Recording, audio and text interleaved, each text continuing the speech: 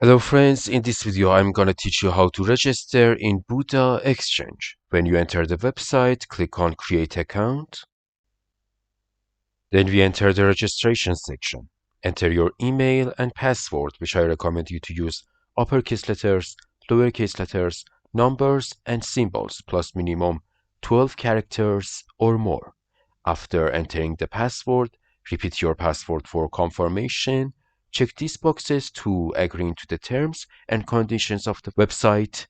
If you have a referral code, enter it here, then click on Create Account. We're gonna receive a code in our email in order to verify it. Go to your email, click on Buda, then click on Confirm Email.